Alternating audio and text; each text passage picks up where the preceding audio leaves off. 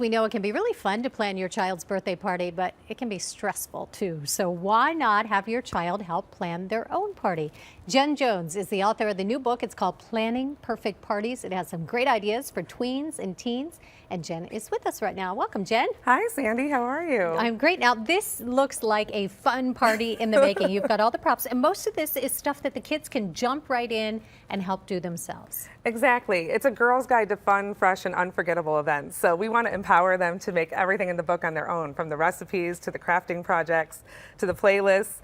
It's all right there on a platter for them. And I love the book because you also do how to plan the party. Yes, it teaches them budgeting and everything like that. So it's not just about the day of. Exactly. We try to make it an all-around resource. So everything from timelines to checklists to how to work with your parents on how the party's going to go, because, you know, the chaperoning thing can always be a little bit of a back and forth. So we try to provide all the resources that they need to make it a success. And once you get to a teen or a tween, sometimes parents run out of ideas. Kids are a great source. They know what they want to do.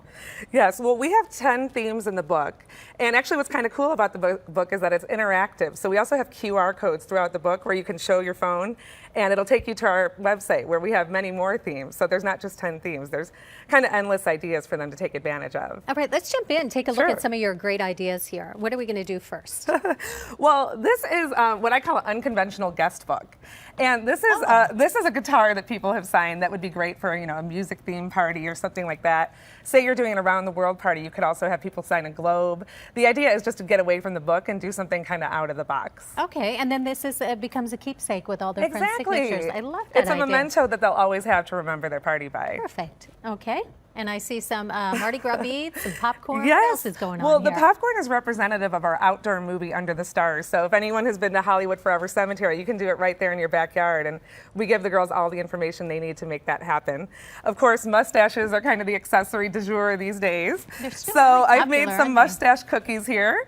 That's a little bit of a Tom Selleck type stash. So you can make them as thin or as thick as you'd like. Fun. And those are just homemade cookies? With Those are homemade sugar cookies with black icing and black sugar sprinkles. The girls will have so much fun with that, So taking pictures. much fun. Yes, and I actually have some mustache temporary tattoos down there too, as well as the cookie cutter. So endless fun with mustaches. And these are fun. Yes, there's easy to make yourself, right? Yes, actually the project is right there in the book. So the party pom-pom can be made, and you can make it kind of an ombre effect like this one by using different colors of tissue paper. And so economical. Very economical. And they look beautiful. Decoration. You can use these for a spot pampering party or tea time in the afternoon.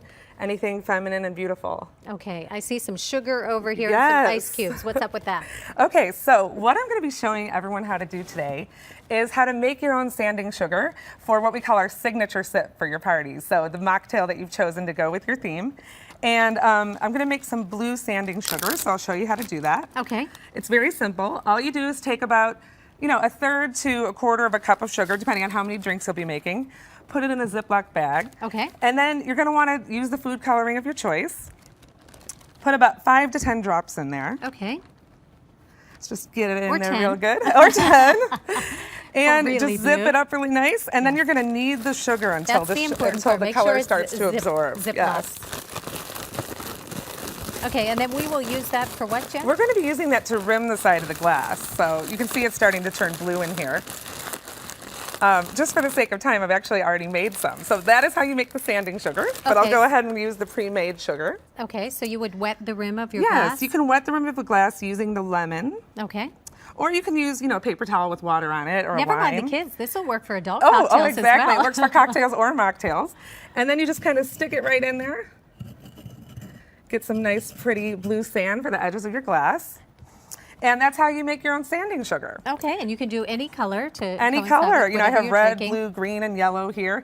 Oh, and another thing is actually you can add in edible glitter, sprinkles, even bacon bits to make it really, really cool depending on the type of mocktail you're making. So the world is your oyster when it comes to sanding sugar. And now I'm going to be making what's called a layered drink. So this looks really super cool. It's a great visual. It's very easy to make. The girls can do it on their own. And I love that you're using mason jars. Yes, so mason jars are another, you know, very popular trend these days. Shop at the dollar store. You can find them there. Yes, and the ice is integral to this drink, so that's why I'm really taking the time to put a lot of it in there. Okay. And the reason the ice is integral to the drink is that you want to pour very, very slowly to make the layers distinct. So the more ice, the better, because it just helps the liquid go in more slowly.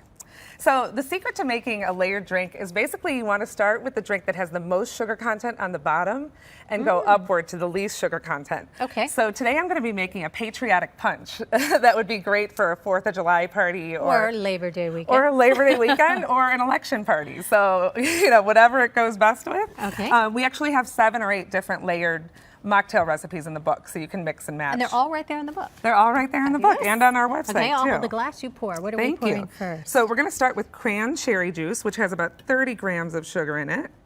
So it's got a lot of sugar. Now, is this something that you would have ready to serve, or can it sit for a while? Or Yes, it can. Okay. I poured it a little high there. Generally, you want to do it about 1/3 to the quarter of the way up. Okay, I think Next, you're I'm going going to to be putting some coconut water. So a little white. So I'll go a little bit less on this, but the key is to go very, very, very slow so that it makes that beautiful layer in the middle. Can I just comment on this cool tablecloth?